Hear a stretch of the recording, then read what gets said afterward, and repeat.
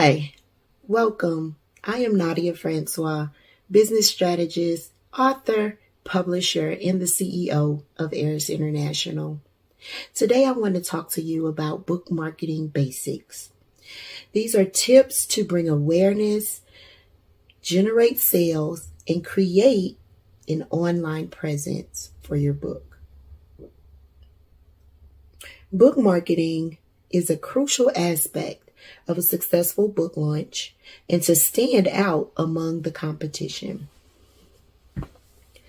So, what I want to begin with is, when do we start marketing our book? And so I'm here to tell you that 6 to 12 months is the time frame. Yes, that is a very far ahead. Some people may not have completed their book yet, may not have even started the book yet. But if you have your book concept, the best time to begin marketing is 6 to 12 months in advance. And so the earlier the start, the better. Next, I'm going to talk about how to get started. And so if you have not previously released the book or published the book, you want to start by branding yourself, right? Because you are your brand. You are your brand, and authorship is a business. And we want to treat it that way. For years and years and years, other cultures have lived, built legacies, built wealth with books, publishing books, right? And so we want to enhance our knowledge of this and increase our wealth, increase our legacy, add to our legacy. And so, as I stated, you want to begin by branding yourself. And what does that mean? That means getting all of your promo, getting professional photos, getting social media pages, business pages, right? And creating that social media presence. And you may ask, why am I specifically going to social media? Well, social media, depending on it, it doesn't really depend if you're talking about the collective of social media, meaning all of the platforms, or one independent platform. They are all free networks to the world, right? So that's how you have to look at them. Sometimes we do things there that are distracting, that aren't, so much about business. But if you focus and tune into what you're there for, social media can be very valuable in your author business. And so once you build your brand, meaning building your personal brand, you want to get out into the author world. You want to network with other authors. You want to attend industry events, conferences, book signings, pop-up shops, whatever type of event that are in your area or that you may not mind traveling to. There's author boot camps, there's author workshops, so there's a lot of extensions in the author world that help you to build your business and to get your book out there. And so once you maneuver your personal brand and you're ready to add your book, start with your cover. And so, because most times the cover is ready before the rest of the book.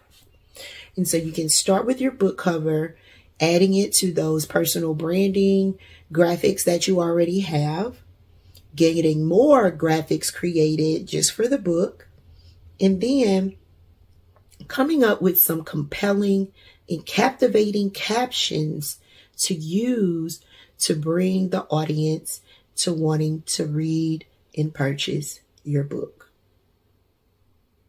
This is very important for marketing. You have to build up the need for your book, the need for your information. So hitting those different pain points that you may cover in the book, right? Giving a beautiful quote out of the book, but not too much information, just enough to draw them in to become a supporter.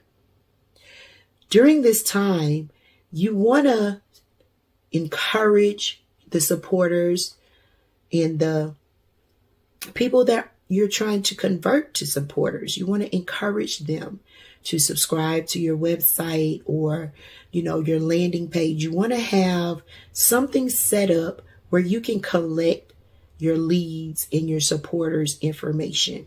Okay. And so whether that's a landing page or a website, something simple. It doesn't have to be anything big and expensive and complicated. Keep it simple. All right. Make a way for your people to, first off, contact you.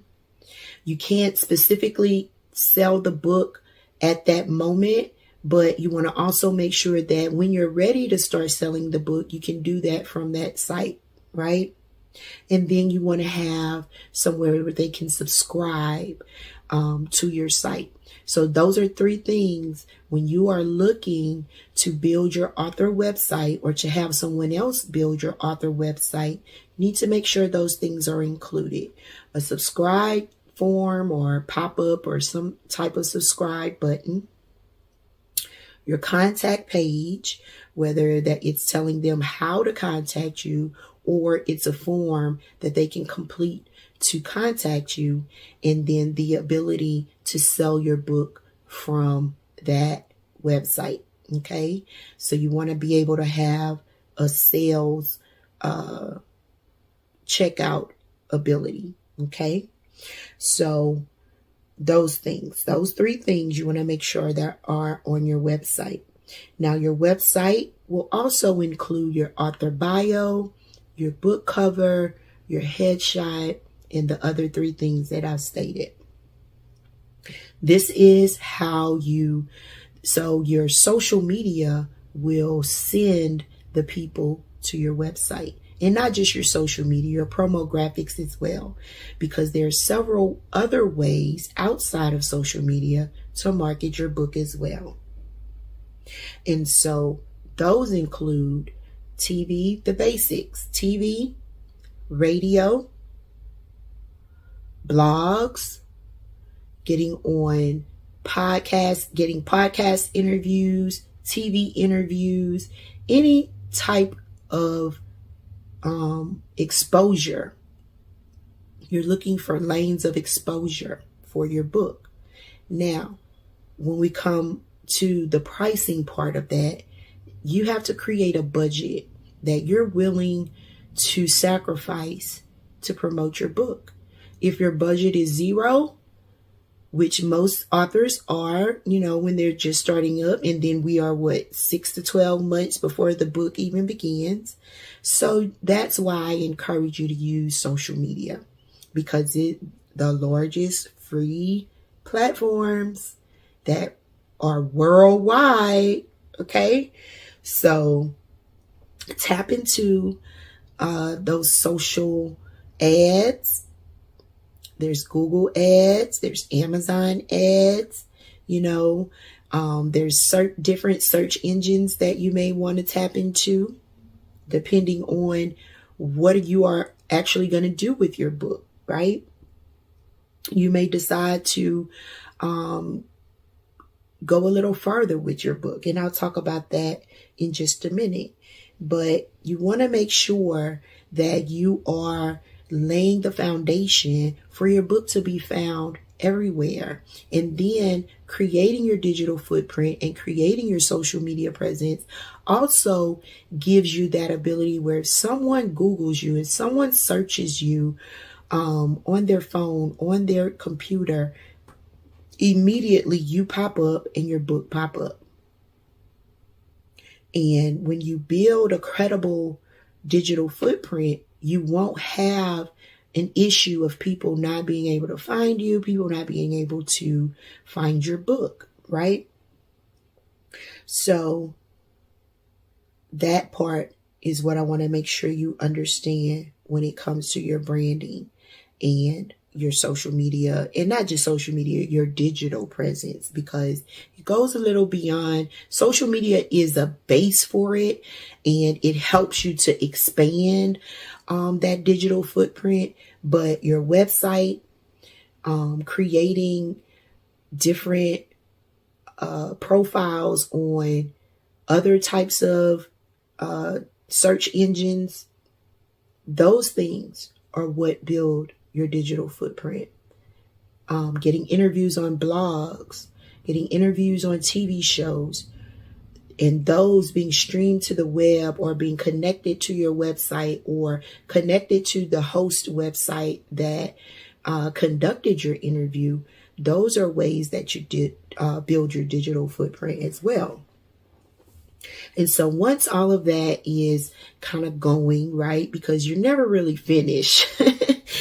But once you get it all going and really get a good understanding of what you're doing and how you're doing it, where you're going with your brand, what your brand image will be, then you can push forward and start on creating your launch schedule.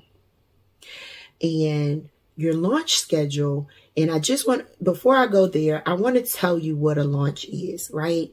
Because we put this fancy word on everything. Launch this, launch that, launch this, launch that. It just means getting it out there, put it out there. You finally put it out there, right? And not just saying, oh, buy my book, No, a launch is you're going to have every single detail that is needed for the reader, the person that may want to read, the person that you're speaking to needs in order to support you and purchase the book. Okay?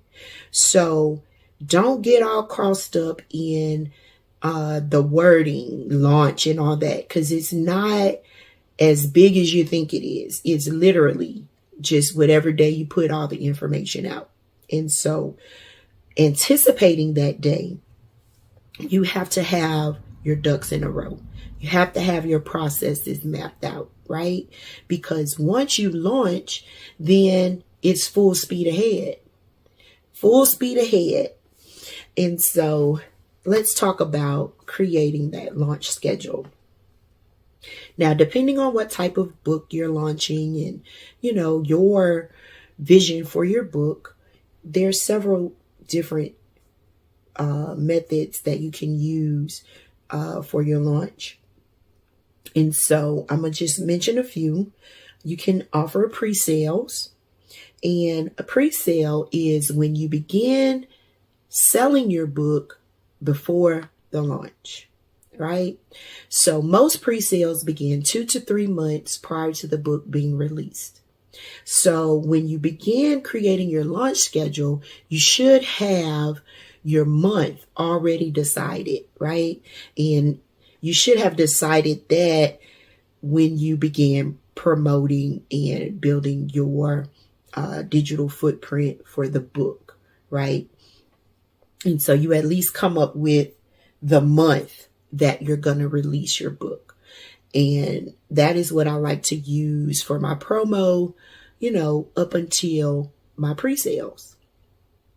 And so the promo graphic will read something like, coming soon, or releasing in June, or launching in August, right? And so and you can put the year 2023, 2024, whatever year it may be, 2025, and you begin promoting with, the things that I already mentioned.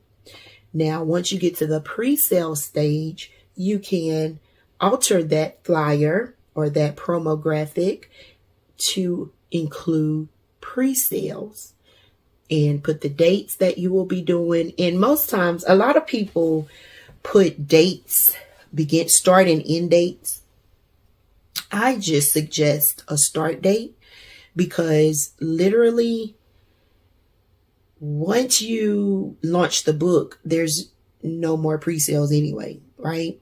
So the way that you would promote that would be pre-sales begin ... right? Begin on whatever date. You have your website there. You make sure that you have a link on your website that's collecting payment. You have a link on and the payment link is collecting their address to mail the book to. Remember this, guys, because a lot of people, want to do stuff the willy-nilly way and just let people, you can message me, or you can cash at me, or you can this and you can that. But what I'm going to tell you is, if you conduct your pre-sales that way, you will lose support, because I promise you, 2 to 3 months in advance, you will not be able to remember everyone that messaged you about ordering a book, everyone that Cash Apped you or PayPal'd you. Of course, you can go look it up and, dig and find out. But it's very hard to pull all that together. So the use of your website, the use of a payment link, you can use even a platform like PayHip, or you can even use PayPal, or any of those, Square, any of those platforms that allow for a link. Me personally, I like to use my website. Why do I like to use my website? I like to use my website because, as we already spoke about, gaining leads and getting subscribers and, bringing people to your website, that's your home. Your website is like your digital home or your digital store. It is your digital store. I call it home, but it's your home. It's your digital store. It's the home for your business, right? And so if anyone wants to know anything about Nadia's business, all they have to do is go to NadiaFrancois.com, or they can go to ArisInternational.com, and all of my stuff is going to pop up, and they're in the rotation. I cannot forget about them, right? If they order through your website, you cannot forget about them. The only way you can forget about them is if you just stop looking for them, because that is like your CRM, which is, something that holds your customer database. It holds your subscribers. It holds your book sales. So websites are very valuable at this point. Okay. So your pre-sales, remember, 2 to 3 months prior to your release, put your promo out, begin retreating sales. Once your book is released, then you have to mail all those books out. So that's why it's important that you collect their addresses. And also, when you put the book up for sale for pre-sales, give an estimated date of shipping, right? And you want to do that because it will eliminate people looking for the book too soon, or thinking that you forgot about them, or thinking that it's a scam, or any of that good stuff, because they haven't received what they're paid for, right? So just make sure that you give as much information and the easiest way, of course, when you're using your website, is to just put it in the description of the book when they are able to go purchase it. Okay. So make sure you give an estimated shipping date. The next part of your launch schedule will be your bestseller campaign. If you decide that you want to host a bestseller campaign for your book, then you will schedule that as well. Also, your book release. What date, official date, will you release the book? Will you launch the book, right? And so that can be an online launch. That can be an in-person launch. It can be both, okay? And then you want to schedule your book signing, right? That's your in-person book signing where people come to you. Either if they bought the book already, they can bring their purchased copy and get it signed.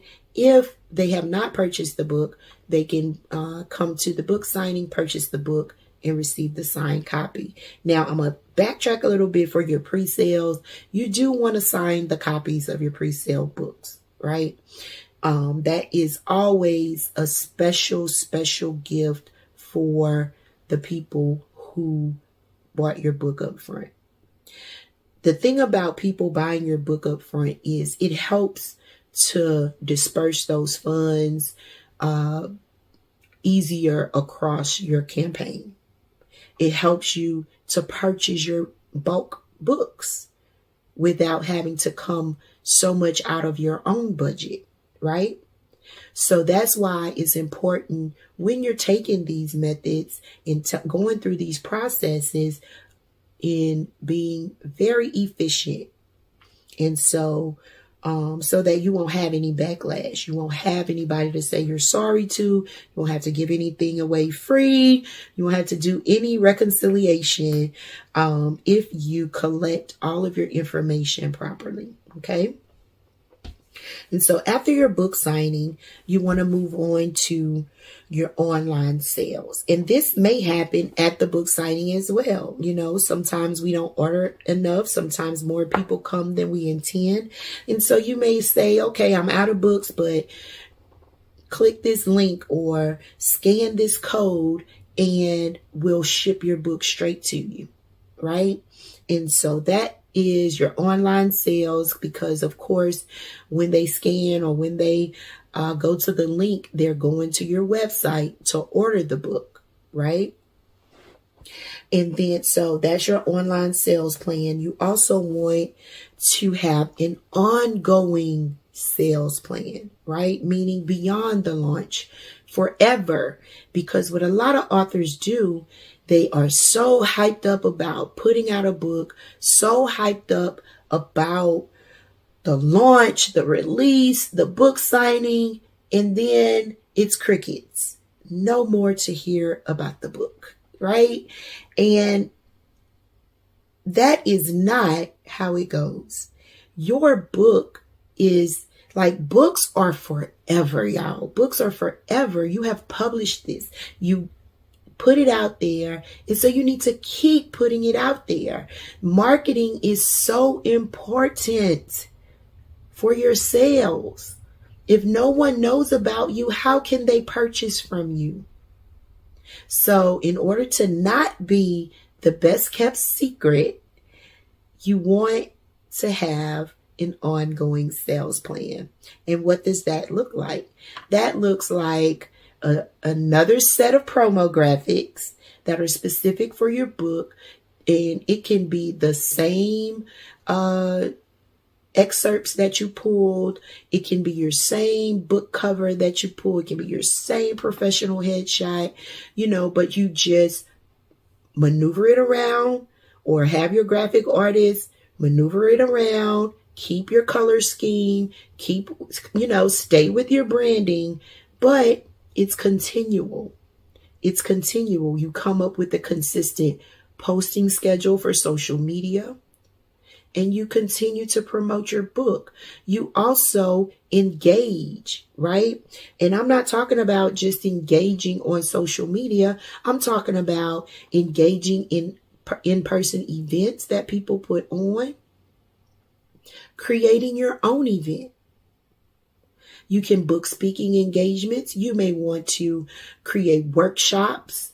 You may want to create a course. It's several things that you can do, not only to sell the book continually, but to also create other streams of income from this one book, right? So you want to make sure that you're taking advantage of podcast interviews, blog interviews or features, magazine features, TV interviews, any type of visibility that you can, that is positive, first off, aligns with your brand, and you feel that their audience aligns with your audience, right? Because there's nothing worse than going and setting up at an event or going speaking at an event, and these people aren't even your target audience. And they may buy some pity copies, but what we strive for are people that continue to work with us, continue to support us, continue to want the knowledge that we're bringing, right? So make sure that you have your ongoing sales plan. So that brings me to the end of my presentation. I hope that this information provides value and has enhanced your author brand, and that you take it and continue to market your book or begin to market your book in a proper manner that will increase your sales and enhance your ongoing sales experience as well. If you need help in any of the areas that I've mentioned, you can reach me at www.nadiafrancois.com. Make sure you follow all of my social media platforms. I also have a group that is a free networking community for female entrepreneurs, so make sure that you join that community as well. It's called the Fempreneur Society, and we can be found on Clubhouse and on Facebook. So once again, it has been a pleasure presenting book marketing basics to you, and I hope that you enjoy the rest of the Author Boss Book Festival. Blessings. Well, good afternoon, everyone. So one of my talents that showed up at when I was like 3, I asked my parents for some paint, an easel, and a paintbrush. Needless to say, they did not give it to me. And if my 3-year-old asked me for that, I wouldn't buy it for them either, because they probably would paint up my whole house. But since that time, I have loved art. That is where I have excelled, being creative. And as an adult, what I learned was that creativity was already birthed in me, because my father is a creator.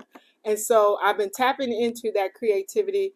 I had worked for different companies as a graphic designer, as an artist, but I always wanted to teach, and I always actually did teach. On the slide, I was teaching somebody. I would always have older people like, "Can you show me how to use this computer?" And that turned into private classes, and then they would tell their friends, "Well, she showed me how to open." That was back in the day when they had DOS. Y'all remember that? Yeah, and nobody knew how to get the computers up. They didn't know how to get on AOL with the dial, and so teaching has always been in me. And so what I've been able to do is to combine creativity, teaching, and inspiration all in one. And so being around people like Nadia, being around people like Dr. Enola, being connected to people like Miss LaDonna Marie, it inspires you to do more. It inspires you to really tap in and like, what is it that I'm really called to do? And so I found my place, my happy place. And I'm in the midst of making transitions, because you get to a point where you're doing, like she said, you're doing your corporate job. But then there's a point where like purpose is calling, and purpose is saying, look, I need, like it's almost like that job is taking up the time that you could be moving forward. And so God is doing his thing. But in the meantime, while I'm still on that job, I'm still going to that classroom every day, teaching art. So I teach art in Baton Rouge Public Schools. I teach Art 2, Art 3, and digital graphics and animation, because I am a degreed graphic designer. And so I've been designing books.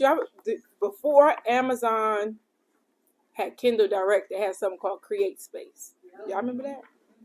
So since 2013 is when I designed my first, because at first people would call me to design their book covers and lay their books out. I still do that, format books and design book covers. But that was my first step. And the lady showed me how she got her book. And I was like, I can do this. I can do the rest of it. I could design and put it together. So I did my first book and it was a journal. It was called this before they started all the journals. And I want to say this. Sometimes you are so far ahead of trend and you get discouraged. And I'm like, if I could go back 20 years, I would be a millionaire. Because before they were selling all these journals and have all these courses, I did one. I did a book. This is the best-selling book that I have. It was called Sermon Notes. And I did it in English and Spanish. And that was back in like 2013, 2014. And so don't give up on those ideas when they don't seem like they're producing fruit. Because like wine, sometimes you got to stay in the bottle a little bit. And then in years later, it'll be able to produce. But I've done that several times. Started stuff and like, oh, it's not producing what I want right now. And then 5 years later, everybody's doing it. So I have 3 books today that I would like to share. One of them is, I'll do this one first. It's called My Amazing Spelling Dictionary. I used to teach 2nd grade. And one of my pet peeves was, Miss Payne, how you spell that? We went over that last week. But the word wall, we had to change it every week. So the kids only had like a week to learn words. And it's unrealistic to think that a 2nd grader is going to retain all of those. So I created a book. And in the book, it has over 800 words already in it. But it also allows the children space to write new words. So that as they're learning, because what I learned as a high school teacher is that they still don't take responsibility for their own learning. It's always asking an adult, what is this? How you do this? How you do that? Well, guess what? I want to teach you how to be responsible for your own learning. If you have to depend on me to know how to spell a word, like you're going to be in trouble in life if you continue to wait and depend on other people. So to me, this teaches them that skill to take ownership of their learning, have their own words written, and are able to refer back to it. I'm working on something called the Better Speller Challenge, which will encourage schools and teachers to empower their students to learn words, retain them, and be able to use them properly, especially in writing. Do you know how many kids now write in text format? We know. WYD, do not put that on my paper. You about to. So quickly, I'll wrap this up quickly. But this I did. Well, let me go back here. So this book, I was in Nadia's book called Powerful Affirmations for Fempreneurs. And so what I did from that is because what we learn as authors is your book can make you 6 figures. You just have to work the plan. And if you have not taken advantage of her plan and been a part of one of her books, she gives a whole marketing plan of how to turn your chapter into a talk, into a course. And so I was like, okay, my message is creativity. I'm not going to try to redo her message. I'm going to take what we learned and what the topic of our book was and spin it for me. So now I have this Colorful Motivations, and it's an adult coloring book. And it's like 35 different motivational sayings. But then on the other side, my preacher side comes in, and I give a word of encouragement on that side also. And it's kind of fun. So it's a page and, an encouragement.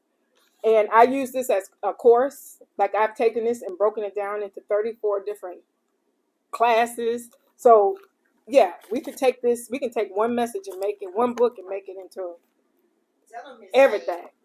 Everything. I'm trying to retire.